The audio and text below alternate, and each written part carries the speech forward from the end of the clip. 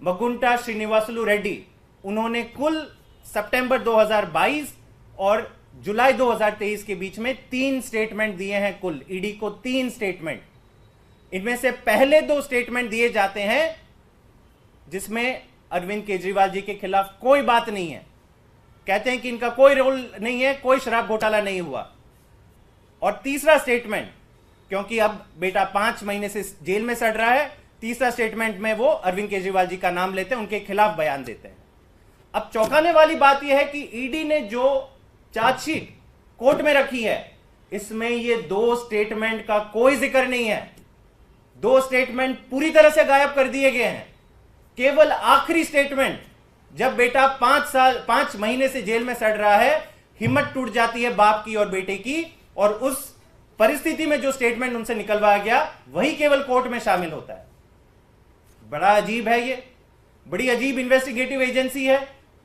इतने खुले आम फ्रॉड आप छुपाने की कोशिश कर रहे हो, सबको पता है, सब लॉयर्स को पता है, पूरे मैटर में जो लोग डील कर रहे हैं सबको पता है कि 3 स्टेटमेंट दिए गए और केवल 1 स्टेटमेंट चार्जशीट का हिस्सा है। बेटे पे आ जाते हैं राघव मगुंटा रेड्डी, वो 7 स्टेटमेंट देता है, 7 statements filed under section 50 of PMLA. और इन 7 स्टेटमेंट में से पहले 6 स्टेटमेंट में वो क्या कहता है, मैं अरविंद केजरीवाल जी से कहीं नहीं मिला, इनका कोई लेना देना नहीं है, कोई शराब घोटाला नहीं हुआ। क्या होता है, 5 महीने जेल में डालने के बाद 16 जुलाई को वो 7वां स्टेटमेंट आता है जिसमें अरविंद केजरीवाल जी का नाम लिया जाता है। और ईडी क्या करती है, पहले के 6 स्टेटमेंट पूरी तरह से गायब है, चार्जशीट का हिस्सा ही नहीं है, कोर्ट के सामने ही ये 6 स्टेटमेंट नहीं है, केवल 7वां स्टेटमेंट ये लोग डालते हैं पूरी चार्जशीट में। और पूरा का पूरा केस पहले शरत रेड्डी के बयान पे, अब ये 2 बाप बेटे एमएसआर और राघव रेड्डी के बयान के ऊपर पूरा केस खड़ा करते हैं। और देश की one of the top 3 parties, आम आदमी पार्टी जो राष्ट्रीय पार्टी है, उनके संयोजक अरविंद केजरीवाल जी और सिटिंग चीफ मिनिस्टर को इन 3 लोगों के बयान के आधार पर जेल में डाल देती है। तो मैं वापस यही कहता हूं कि भाजपा इस लोकसभा चुनाव में कोई और स्कीम के लाभार्थी से वोट मांगने का प्रयास नहीं कर रही है।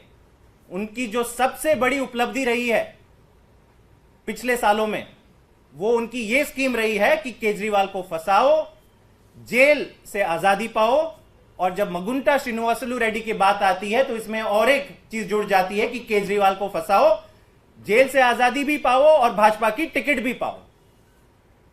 मुझे नहीं लगता है कि आजाद भारत में इससे बड़ा फर्जी मुकदमा, इससे बड़ा फर्जी और पूरी तरह से ये जो षड्यंत्र रची जा रही है, वो कभी ऐसा नहीं हुआ होगा कि एक देश की सबसे one of the biggest parties के टॉप 4 नेताओं को आप जेल में डाल रहे हो और इन लोगों के बयान के ऊपर जेल पे डाल रहे हो जिनका सीधा कनेक्शन भाजपा से है। एक भाजपा का डोनर निकलता है, दूसरा भाजपा का अलायंस पार्टनर से उसे टिकट मिल जाती है। तो मेरे ख्याल से अब ये पूरा सच देश के सामने आ गया है।